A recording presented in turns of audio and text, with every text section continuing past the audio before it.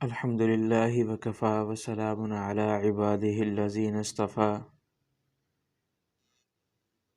اما بعد فاعوذ باللہ من الشیطان الرجیم بسم اللہ الرحمن الرحیم۔ عزیز سامعین کرام، میری آج کی گفتگو کا موضوع ایسی بے سند روایات کو بیان کرنا ہے جو عوام میں کئی سالوں سے مشہور ہیں، جن کا کوئی ثبوت نہیں ملتا۔ کوئی اسے حدیث کہہ دیتا ہے، کوئی اسے صحابی کے ساتھ جوڑ دیتا ہے۔ اکثر حدیث کا نام لے کر اس کو لوگوں میں بیان کرتے ہیں۔ ایسی 10 روایات انشاءاللہ آپ کی سماعت کروں گا۔ نمبر 1، مسجد میں بال کا ہونا ایسا ہے جیسا کہ مردار گدھے کا ہونا، اس لیے مسجد سے بال نکالنا ایسا ہے جیسے کہ مسجد سے مردار گدھے کو نکالنا۔ یہ روایت بہت مشہور ہے، جبکہ یہ کہیں سے نہیں ملتی۔ نمبر 2، ایک صحابی کے چہرے پر داڑھی کا صرف ایک ہی بال تھا، انہوں نے اس بال کو بھی کٹوا دیا تو حضور اقدس صلی اللہ علیہ وسلم نے ارشاد فرمایا کہ تم نے وہ ایک بال کیوں کٹوا دیا؟ اس سے تو ایک فرشتہ جھولا کرتا تھا۔ یہ بھی بے سند روایت ہے۔ نمبر 3، جب کوئی نوجوان توبہ کرتا ہے تو مشرق سے مغرب تک تمام قبرستانوں سے اللہ تعالی 40 دن تک عذاب کو دور کر دیتا ہے۔ نمبر 4، حضرت عبد الرحمن بن عوف رضی اللہ تعالیٰ عنہ نے مدینے والوں کی دعوت کی، لیکن ایک صحابی مسجد نبوی میں گہری سوچ میں بیٹھے ہوئے تھے،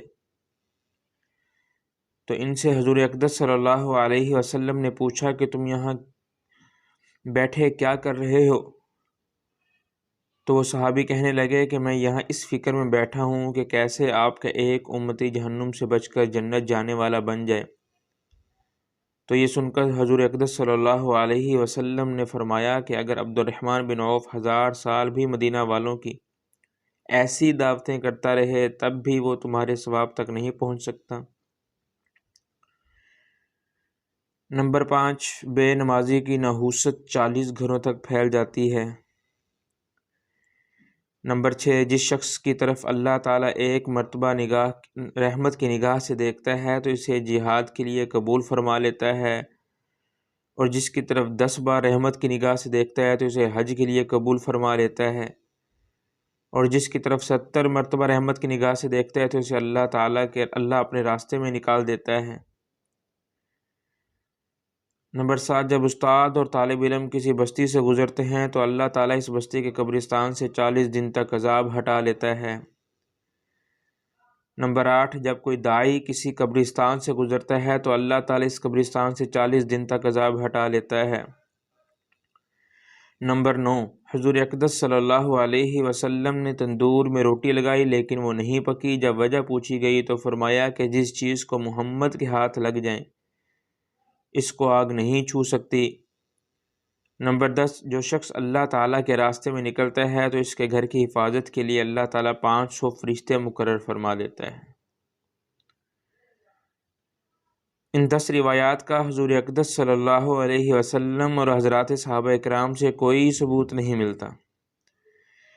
ان روایات کی نہ تو کوئی صحیح سند ملتی ہے اور نہ ہی کوئی ضعیف سند، اس لیے ان کو بیان کرنے سے اجتناب کرنا چاہیے۔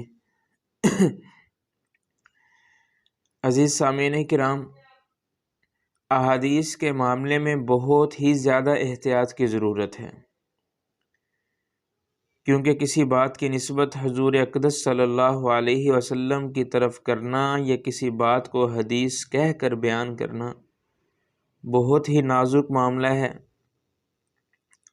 جس کے لیے شدید احتیاط کی ضرورت ہوا کرتی ہے۔ عزیز سامعین کرام، آج کل بہت سے لوگ احادیث کے معاملے میں کوئی احتیاط نہیں کرتے، بلکہ کہیں بھی حدیث کے نام سے کوئی بات مل گئی تو مستند ماہرین اہل علم سے اس کی تحقیق کیے بغیر ہی اس کو حدیث کا نام دے کر بیان کر دیتے ہیں، جس کے نتیجے میں امت میں بہت سی من گھڑت روایات عام ہو جاتی ہیں، اور اس کا بڑا نقصان یہ بھی ہوتا ہے کہ ایسی بے اصل اور غیر ثابت روایات بیان کر کے حضور اقدس صلی اللہ علیہ وسلم پر جھوٹ باندھنے کا شدید گناہ اپنے سر لیا جاتا ہے۔ اس حوالے سے 2 احادیث مبارکہ ذکر کر دیتا ہوں تاکہ اس گناہ کی سنگینی کا اندازہ لگایا جا سکے۔ صحیح بخاری میں ہے کہ حضور اقدس صلی اللہ علیہ وسلم نے ارشاد فرمایا کہ جس شخص نے مجھ پر جان بوجھ کر جھوٹ باندھا تو وہ اپنا ٹھکانہ جہنم میں بنائے۔ اسی طرح صحیح مسلم میں ہے کہ حضور اقدس صلی اللہ علیہ وسلم نے فرمایا کہ مجھ پر جھوٹ نہ بولو، چنانچہ جو مجھ پر جھوٹ باندھتا ہے وہ جہنم میں داخل ہوگا۔ محترم سامعین، ان وعیدوں کے بعد کوئی بھی مسلمان من گھڑت اور بے بنیاد روایات پھیلانے کی جسارت نہیں کر سکتا، اور نہ ہی بغیر تحقیق کے حدیث بیان کرنے کی جرت کر سکتا ہے۔ دعا ہے کہ اللہ تعالی ہمیں صحیح دین پر عمل کرنے کی توفیق عطا فرمائے اور ایسے فتنوں سے بچنے کی توفیق عطا فرمائے۔ وآخر دعوانا ان الحمد للہ رب العالمین۔